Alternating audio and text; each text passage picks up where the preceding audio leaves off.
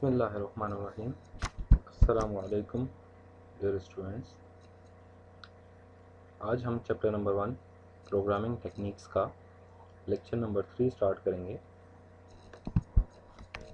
इससे previous lectures में हमने एल्गोरिथम को डिस्कस किया था और एक एल्गोरिथम जिसमें हमने सम, प्रोडक्ट एंड एवरेज भी फाइंड किया था। उम्मीद है आपने उस पर प्रैक्टिस की होगी और उसको समझा होगा। आज हम problem number 3 page number 9 find the acceleration of a moving object with given mass and the force applied. देखिए बेटा, मैंने आपको पहले भी बोला था कि जब भी आपके पास कोई प्रॉब्लम आ जाए तो सबसे पहले उस प्रॉब्लम को आपने समझना होगा। इस प्रॉब्लम में आपको कह रहा है कि फाइंड द एक्सेलरेशन, आपने एक्सेलरेशन फाइंड करनी है एक मूविंग ऑब्जेक्ट की with given mass and the force applied. आपके पास मास और फोर्स जो अप्लाइड हुआ है वो गिवन होगा। मीन्स कि आप मास और फोर्स कीबोर्ड से एंटर करेंगे और उसका जो एक्सेलरेशन है मूविंग ऑब्जेक्ट का वो आप फाइंड करके स्क्रीन पर शो करवाएंगे। तो स्टार्ट करते हैं solution. This algorithm find acceleration.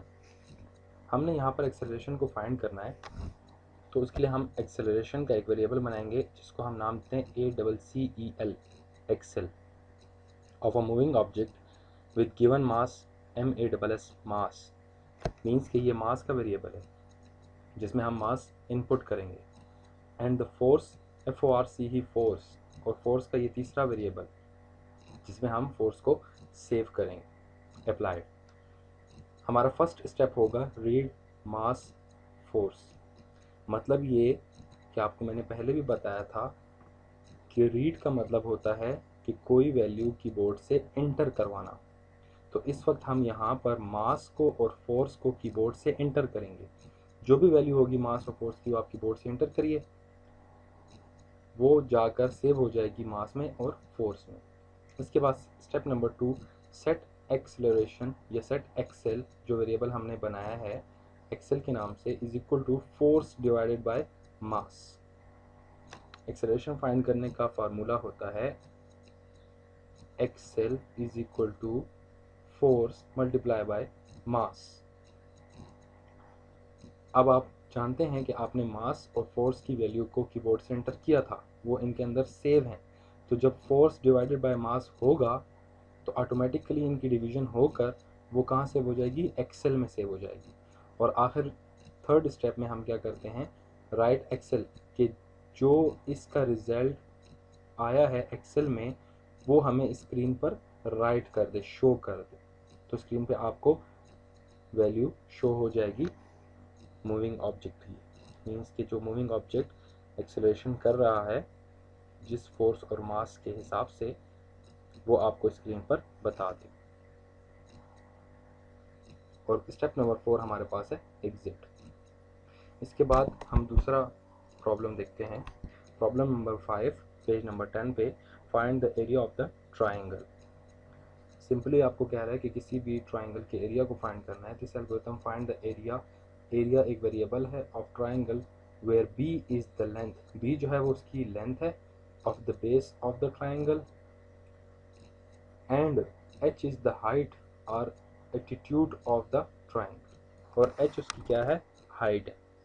तो स्टेप नंबर 1 हमारे पास है रीड B एंड H, मतलब लेंथ और हाइट को हमने कीबोर्ड से एंटर करना होगा। अब एरिया के लिए आपके पास फार्मूला क्या होता है, area is equal to length multiply by height divided by 2। Length multiply by height divided by 2 formula आपको पता होगा। आप सिंपली जो है तो फार्मूला यहाँ पर टाइप कर दीजिए। वैल्यूज़ आपने ऑलरेडी कीबोर्ड के थ्रू एंटर की हुई हैं, वो वैल्यूज़ यहाँ पर कैलकुलेट हो जाएंगी। और कैलकुलेट होने के बाद आप क्या करेंगे, थर्ड स्टेप में राइट एरिया, मतलब जो एरिया में रिजल्ट सेव हुआ होगा वो आपको स्क्रीन पर इस स्टेप की मदद से शो हो जाएगा। और इसके बाद आप कर दीजिए एग्जिट, तो आपका प्रॉब्लम सॉल्व हो जाएगा। डियर स्टूडेंट्स, अब हम प्रॉब्लम नंबर 6 डिस्कस करेंगे। पेज नंबर 11 पे है बुक के। Find the area of parallelogram. इस प्रॉब्लम में हमने एक पैरेललोग्राम का एरिया फाइंड करना है तो सॉल्यूशन की तरफ बढ़ते हैं। This algorithm find the area AP। AP एक वेरिएबल है जो कि रिप्रेजेंट कर रहा है पैरेललोग्राम को, having base B। B represent कर रहा है बेस को, एंड हाइट H, और H रिप्रेजेंट कर रही है हाइट को। सेम उसी तरह step number 1, read B and H, मतलब ये कि B और H आप कीबोर्ड से इंटर करेंगे। इसके बाद आपने एक वेरिएबल सेट किया जिसका नाम आपने रखा था AP, जो रिप्रेजेंट कर रहा था हमारे पैरेललोग्राम को। पैरेललोग्राम का फार्मूला है आपके पास AP is equal to B multiply by H, मतलब parallelogram is equal to base multiply by height.